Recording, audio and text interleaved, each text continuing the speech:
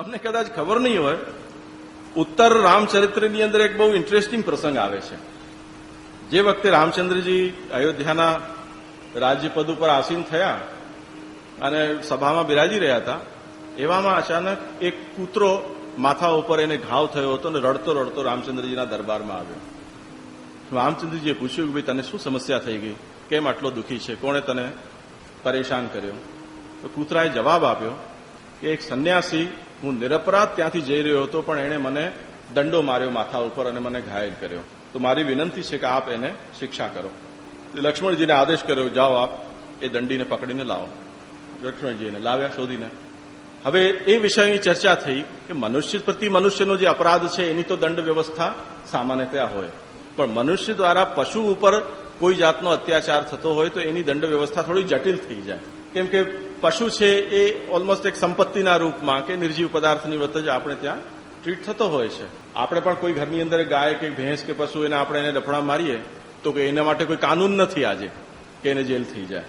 નાના છોકરાઓ એને કોઈ થપ્પડ મારે તો અમેરિકા વગેરેમાં છે કે પોલીસને ફોન કરે તો એને પકડી જાય મા બાપને.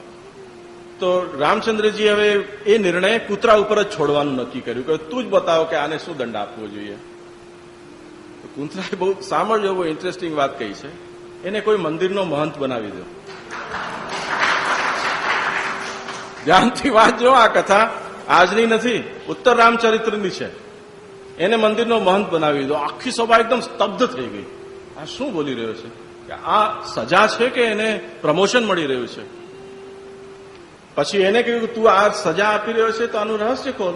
તો કે હું પૂર્વજન્મમાં એ જ હતો. હું પૂર્વજન્મમાં એ જ હતો. એ પદના અંદર જ એવી કોઈ ખોટ છે કે જે આ ફલ આપે છે. એટલે હું બીજી કોઈ સજા નથી ઈચ્છતો. એને ટ્રસ્ટી બનાવી દો, કોઈ પણ દેવાલયનો મહંત બનાવી દો. તે વખતે ટ્રસ્ટી ન હતા, મહંત હતા. અત્યારે એની જગ્યાએ ટ્રસ્ટી એડિશનલ પોસ્ટ આવી છે. કેમ કે હવે એ કૂતરાઓની જરૂર બહુ વધી ગઈ છે, માફ કરજો. હવે એ યોનિની અંદર લોકોને જન્મ બહુ જલ્દીથી જોવાની જરૂર છે. આપણે ત્યાં રૂપાપોરિયાની પણ કથા આવે છે. દેવદ્રવ્યનું ઘી છે એ એમના હાથમાંથી ગરમ કઢી પીરસતા પ્રસાદમાં આવી ગયું તો એ દેવદ્રવ્યના અપરાધને કારણે એમને શ્વાન યોની થઈ. તો આ બધી હકીકત છે એવી કે જે હકીકતથી આપણે ક્યારે ને ક્યારે પરિચિત થવું પડશે જો શ્રી મહાપ્રભુજીના અનુસાર પુષ્ટિ માર્ગને અનુસરવું છે. એટલે શ્રી મહાપ્રભુજી આજ્ઞા કરે છે, બીજ દાઢે પ્રકારસ્તુ ગૃહે સ્થિત્વા સ્વધર્મતઃ. સ્વધર્મનું પાલન કરતા કરતા પોતાના ઘરને પ્રભુનું ઘર બનાવીને, પોતાના સંપત્તિને પ્રભુની સંપત્તિ બનાવીને, પોતાના પરિવારને ભગવદી બનાવીને હળીમળીને પ્રભુની સેવા જો આપણે કરી રહ્યા છીએ તો આપણો ભક્તિભાવ છે એ નિશ્ચિત રૂપથી વધશે. એક શબ્દ શ્રી મહાપ્રભુજી અહીંયા ઉમેર્યો છે, અવ્યાવૃત્ત. કે જો તમે ભગવત સેવા અવ્યાવૃત્ત થઈને કરી રહ્યા છો તો એ ભગવત સેવાનો તમને પૂર્ણ ફલ પ્રાપ્ત થશે. ગઈકાલે મેં એના માટે સરળતાથી સમજી શકાય એટલા માટે શબ્દ વાપર્યો હતો, ફૂલ ટાઈમ સેવા ભક્તિ માર્ગને અનુસરો છો. તો જ્યારે આપણે પૂર્ણકાલીન ભક્તિ માર્ગી થઈ રહ્યા છીએ એટલે ભક્તિ માર્ગને પ્રતિકૂળ હોય એવા જેટલા પણ વ્યવહારો આપણા, એ માનસિક વ્યવહારો હોય, વાચનિક વ્યવહાર હોય કે કાયિક વ્યવહાર હોય, એ કાયિક, માનસિક કે વાચનિક વ્યવહારોને આપણે જો છોડી શકીએ છીએ અને એને છોડીને આપણે ભગવત સેવામાં પ્રવૃત્ત થઈ શકીએ છીએ તો શ્રી મહાપ્રભુજી કહે છે કે તમે જેટલું કરો છો એટલું બધું પ્રાપ્ત કરી રહ્યા છો. એમાં તમને કોઈ નુકસાની નથી થઈ રહી. પણ જે વખતે કોઈ વ્યક્તિ પૂર્ણ રૂપથી અવ્યાવૃત થઈને ભગવત સેવામાં જીવન નથી જીવી શકતો તો એ જેટલા અંશમાં ભક્તિ માર્ગને અનુકૂળ નથી એવી કાયિક, વાચનિક કે માનસિક ક્રિયાઓ કરે છે એટલી બહિર્મુખતા એને સહન કરવી પડશે. એટલે જેમ કોઈ વિદ્યાર્થી છે એને પારિવારિક કમજોર પરિસ્થિતિને કારણે ભણતા કમાવવું પણ પડે છે. તો કમાવાની એક્ટિવિટીમાં એને જેટલો સમય એ આપી રહ્યો છે એ સમય જો એ ભણવા માટે આપી શક્યો હોત તો એ મહત્તમ લાભ એ વિદ્યાર્થી કાળમાં પ્રાપ્ત કરી શક્યો હોત, એના પર્સન્ટેજ વધી શક્યા હોત. પણ જો એ કમાવી પણ રહ્યો છે તો એટલો સમયનો લોસ તો એને થશે જ. એ કોઈ પણ રીતથી એને પૂર્ણ નહીં કરી શકાય. એટલે શ્રી મહાપ્રભુજી આદર્શ પ્રકારે કહી રહ્યા છે, જો શક્ય હોય તો, કે અવ્યાવૃત થઈને ભગવત સેવામાં પ્રવૃત્ત થવું. અવ્યાવૃતનો અર્થ પ્રાચીન વ્યાખ્યાકારોએ અનેક રીતે કર્યો છે. વૃત્તિ એટલે આજીવિકાનો ઉપાય. આજીવિકાનો ઉપાયની ઝંઝટમાંથી મુક્ત થઈને, આજની પરિભાષામાં જેને આપણે કહીએ રિટાયર્ડ લાઈફ, પણ એ રિટાયર્ડ લાઈફ અત્યારે તો 65 કે જે તે ઉંમરની અંદર ફિક્સ થયેલી છે સરકારી ધોરણે, પણ ભક્તિ માર્ગ માટે એવી કોઈ ઉંમરનો બાદ નથી. એટલે જેનાથી એ શક્ય છે એ ભક્ત જો પૂર્ણતઃ અવ્યાવૃત થઈને ભગવત સેવામાં જીવન જીવે છે તો એ પૂર્ણ લાભ એ સેવાનો પ્રાપ્ત કરી શકે છે. એની ભક્તિની વૃદ્ધિ તીવ્રતાથી થશે. જે વ્યક્તિને એના વગર ચાલે એમ નથી, વ્યાવૃત્તિ વગર. હવે અહીંયા હું વ્યાવૃત્તિનો અર્થ આજીવિકાનો ઉપાય પણ કરી રહ્યો છું. તે સાથે સાથે એવા ઘણા બધા કાર્યો આજીવિકાના સિવાયના પણ આપણે લોક વ્યવહારને સાચવવા માટે કરતા હોઈએ છીએ, કે જે વ્યવહારો આપણને સમાજની દૃષ્ટિથી, કાનૂનની દૃષ્ટિથી, ભારત દેશના નાગરિક હોવાની દૃષ્ટિથી, આપણે જે તે જાતિ સમુદાયના છીએ તે દૃષ્ટિથી, અને સાથે સાથે જે વર્ણ અને આશ્રમમાં છીએ એ વર્ણાશ્રમના જે કંઈ પણ કર્તવ્યો આપણને પ્રાપ્ત છે એ બધી દૃષ્ટિથી પણ આપણને એ બધા વ્યવહારો કરવા પડે છે. એ બધા વ્યવહારો દેખીતી રીતે તો ભક્તિ માર્ગથી અલગ છે, એટલે પ્રભુ સંબંધી સાક્ષાત તો એ વ્યવહારો નથી. આ સ્થિતિમાં શું કરવું? કેમ કે એ વ્યવહારોથી પ્રભુથી બહિર્મુખતા આવે છે. દાખલા તરીકે હું સામાન્ય વાત કહું કે આપણે સંધ્યા કરીએ છીએ, અથવા યજ્ઞ વગેરે આપણા જે 16 સંસ્કારો હોય એની અંદર આપણે જે વિધિ વગેરે કરતા હોઈએ એવા કર્મો છે.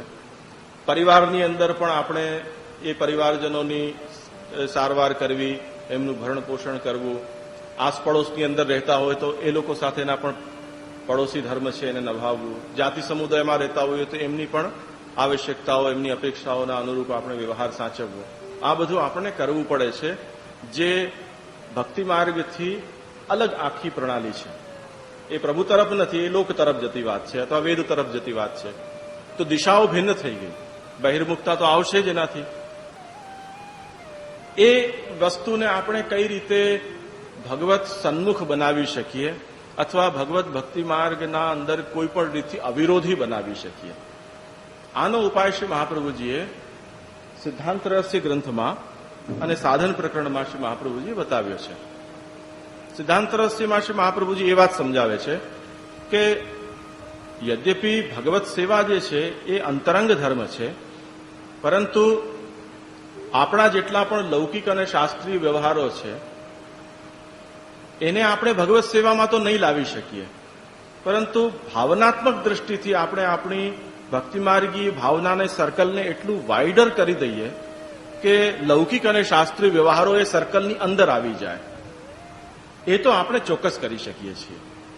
અને એ કેવી રીતે કરી શકીએ એના ઉપાયો પુષ્ટિપ્રવાહ મર્યાદા ભેદમાં પણ શ્રી મહાપ્રભુજી કહ્યું છે કે લૌકિકત્વમ વૈદિકત્વમ કાપટ્યાત તેષુ નાન્યથા વૈષ્ણવત્વમી સહજમ તતોન્યત્ર વિપર્યય. એક કાર્ય, જેમ આપણને સૂવું છે, ભોજન છે, બીમાર થઈએ તો આપણે આપણા શરીરના સ્વાસ્થ્ય માટે દવા લેવી કરવી, શરીરનું સ્વાસ્થ્ય જળાય એટલા માટે આપણે કસરત, યોગાસન વગેરે કરીએ. આ બધી ક્રિયાઓ એકદમ આપણા શરીરના સંબંધી જ છે. જો કોઈ ભક્તિ માર્ગી આ બધી ક્રિયાઓ કરી રહ્યો છે તો આપણે એમ કહીશું કે બહુ આદર્શ પોતાનો શરીર શાસ્ત્રની દ્રષ્ટિથી એ પોતાને સાચવી રહ્યો છે, એમ આપણે એને કહીશું. ભક્તિ માર્ગી જયારે આ વાત કરી રહ્યો છે ત્યારે ભક્તિ માર્ગની દ્રષ્ટિ એ છે, જેમ રજભક્તોએ પોતાની ભાવના પ્રકટ કરી છે કે અમે પ્રાણ ધારણ કરીને અહીંયા બેઠા છીએ એ એટલા માટે નહીં કે અમને અમારા શરીરની અંદર કોઈ મમત્વ છે. આ શરીર કોઈ રીતે આપના કામમાં લાગી શકે છે એટલા માટે આ શરીરને અમે ધારણ કરી રહ્યા છીએ, એની સફાઈ રાખી રહ્યા છીએ, એને સજાવી રહ્યા છીએ કે એનું પોષણ કરી રહ્યા છીએ. તો એની એ જ ક્રિયાઓ જે કોઈ લૌકિક સામાન્ય મનુષ્ય કરતું હોય એ જ ક્રિયાઓ ભક્ત પણ કરે છે, પણ એની દ્રષ્ટિ ત્યાં એ ક્રિયાઓને ભગવદ અર્થ કરવાની છે કે હું સુઈશ તો મારું શરીર છે એ થાકમાંથી બહાર આવશે અને હું સ્વસ્થતાથી ભગવત સેવામાં સવારે પ્રવૃત્ત થઈ શકીશ. હું પૌષ્ટિક આહાર લઈશ તો મારા શરીર છે તંદુરસ્ત થશે, તો હું સેવામાં ઓર વધારે દ્રઢતાથી પ્રવૃત્ત થઈ શકીશ. એમ પોતાના લૌકિક વ્યવહારો અને શાસ્ત્રીય વ્યવહારોને પણ જો આપણે આ દ્રષ્ટિથી કરીએ છીએ, શાસ્ત્રીય વ્યવહારોને કેવી રીતે કે જેમ શાસ્ત્ર દરેક વર્ણ અને આશ્રમના હિસાબથી આપણને કોઈ કર્તવ્ય બતાવે છે, જેમ ષોડશ સંસ્કાર છે, સંધ્યાવંદન છે, યજ્ઞ છે, દાન છે, વ્રત છે, પ્રાયશ્ચિત્ત વગેરે કર્મો છે, આ બધા કર્મો આપણને શાસ્ત્ર બતાવે છે. એ વર્ણ અને આશ્રમના અનુસાર એ કર્તવ્યોનું પાલન જો આપણે નથી કરતા તો શાસ્ત્રના અનુસાર અપરાધ પડે છે. એ અપરાધ ફરીથી કોઈક ને કોઈક એવા દંડથી આપણને ભોગવવા પડશે. એ દંડ છે એ કોઈ પશુ પક્ષ વગેરે શરીરના અંદર આપણો જન્મ થાય એવો દંડ પણ હોઈ શકે, અને બહુ મોટો અપરાધ હોય તો કોઈ એવી નરકાદીની પ્રાપ્તિ પણ થઈ શકે જીવાત્માને.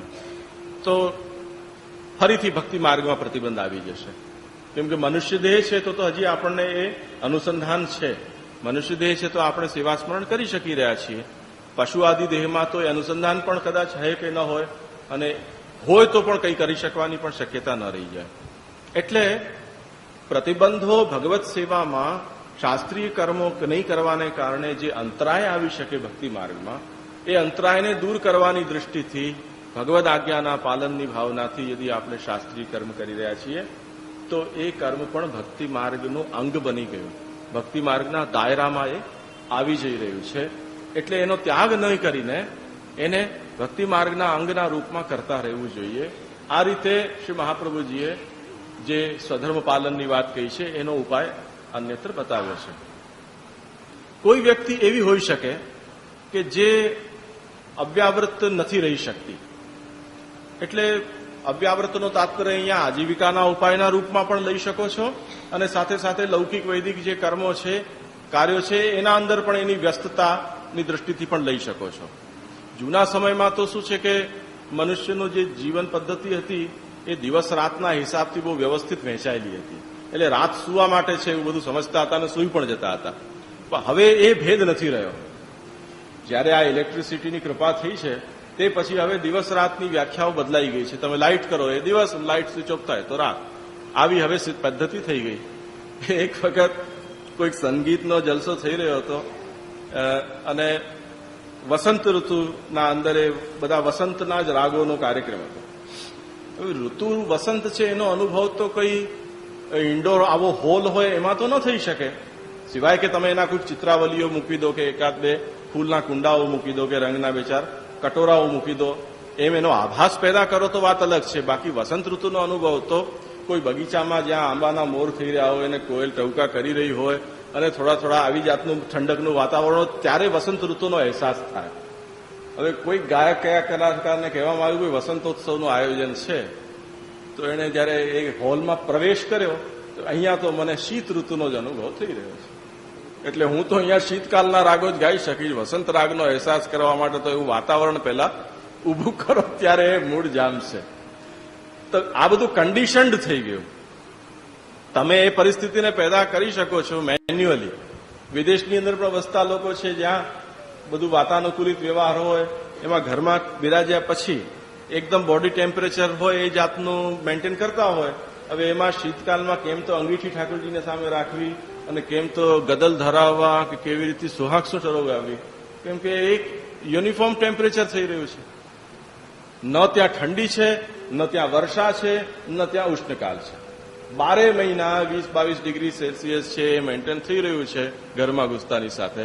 તો ત્યાં ન તો કોઈ ઋતુ છે, ન કોઈ ત્યાં ઉત્સવ આવી રહ્યા છે. એ કોઈ મૂળ ત્યાં પેદા થઈ ન શકે. આપણે એ સૌભાગ્યશાળી છીએ કે હવે 6 ઋતુનો અનુભવ કરી શકીએ છીએ. બાકી બધા પ્રદેશોમાં એ વસ્તુ શક્ય નથી. લોકો બહુ મુશ્કેલથી 1 કે 2 ઋતુનો અનુભવ કરે છે. તો વાત એ છે કે વ્યસ્તતા છે એ ઘણી બધી રીતની છે. મનુષ્ય છે એ આ રીતે પણ વ્યસ્ત થઈ રહ્યો છે વ્યવસાયની દૃષ્ટિથી, દિવસ રાતની દૃષ્ટિથી પણ. તમે જુઓ તો મુંબઈ જેવા શહેરમાં જે સામાન્ય નાના શહેરો હોય ત્યાં 10 વાગે દુકાન ખોલતા હોય અને સાંજે 8 કે 7 વાગે બંધ કરતા હોય, એવું હવે મોટા શહેરોમાં નથી. રાઉન્ડ ધ ક્લોક તમને તમારા દુકાનો ખુલ્લા રાખવી પડે. સરકારી કાનૂનથી પણ તમે મેડિકલ સ્ટોર ધરાવો છો, પેટ્રોલ પંપ જેવો વ્યવસાય કરી રહ્યા છો કે તમે ડોક્ટરનો વ્યવસાય કરી રહ્યા છો, તમારા ઉપર કમ્પલ્ઝન છે આ. તમે એમાં તમારી ઈચ્છા નથી લાગુ કરી શકતા. તો વ્યસ્તતા કે વ્યાવૃત્તિ અનેક રીતે અત્યારે એનું સ્વરૂપ બદલાઈ ગયું છે.